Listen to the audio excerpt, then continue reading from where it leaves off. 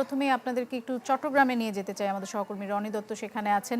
চট্টগ্রামের যে ১৬টি আসনে নির্বাচন হলো, রনি আমাদেরকে একটু জানান যে কোন দল কেমন করলো এবং প্রত্যাশা অনুযায়ী ফলাফল হয়েছে নাকি কোনো ধরনের অঘটন ঘটেছে?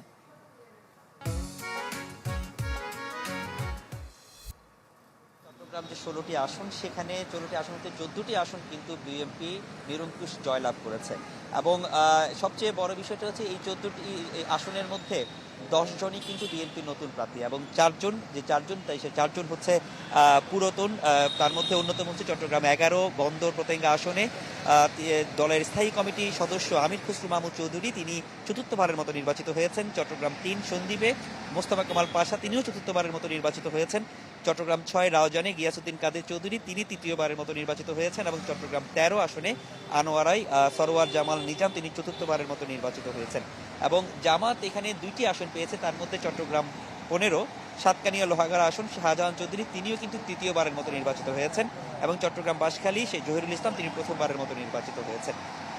আপনি যেটি বলছেন যে এখানে আসলে যে ভোটের যে ব্যবধানটা আমরা আসলে দেখছি, সেটি কিন্তু আসলে কোনো কোনো জায়গায় আমরা দেখছি মিশ্র একটি অবস্থান। কোনো কোনো জায়গায় মাত্র ১,০২৬ ভোটও কিন্তু বিএনপি জিতেছে, আবার কোনো কোনো জায়গায় ১ লক্ষের ব্যবধানে কিন্তু বিএনপি জিতেছে। আবার বেশিরভাগ ক্ষেত্রে আমরা যেটি দেখছি, সেখানে প্রার্থীদের অর্থাৎ সেখানে ৩০,০০০, ৪০,০০০, ৫০,০০০, ৭০,০০০ এরকমও কিন্তু ব্যবধান আমরা আসলে লক্ষ্য করেছি। বিশেষ করে পটিয়াতে সেটি ১ লক্ষ এক ব্যবধানে জিতেছেন এনামুল হক, এবং ফটিকছড়িতে ৭৬,০০০ ভোটের ব্যবধানে জিতেছে সরোয়ার আলমগীর। রাউজান আসনে ৮৪,০০০ ব্যবধানে জিতেছেন গিয়াসউদ্দিন কাদের চৌধুরী। আনোয়ারায় ৭৪,০০০ ব্যবধানে জিতেছেন সরোয়ার আলম নিজাম, এবং হাটাজারিতে ৮৩,০০০ ব্যবধানে জিতেছেন ব্যারিস্টার মীর মোহাম্মদ খেলাল উদ্দিন। আর চন্দনায় সেখানে কিন্তু খুবই হাড্ডাহাড্ডি লড়াই হয়েছে।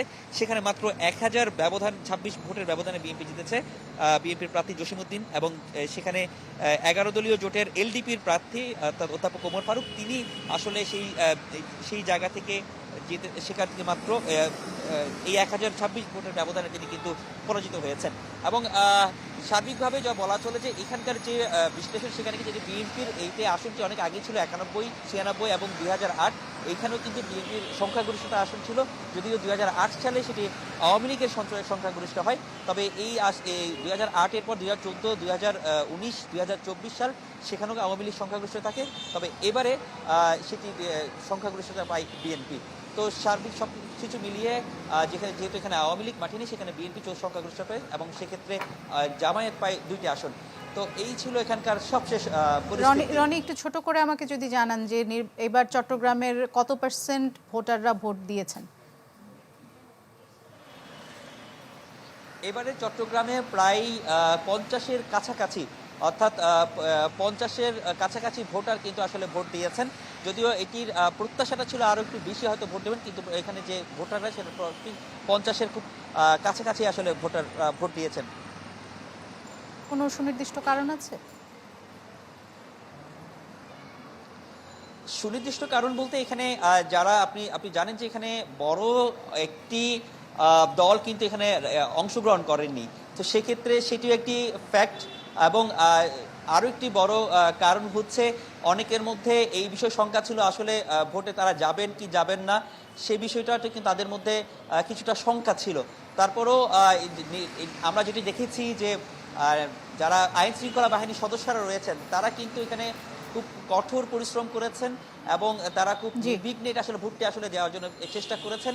সে কারণে সেটি আসলে হয়েছে। কিন্তু ভোটের আগেও কিন্তু চট্টগ্রামে বেশ কিছু এলাকায় বেশ কিছু হত্যাকাণ্ডের ঘটনা ঘটেছে।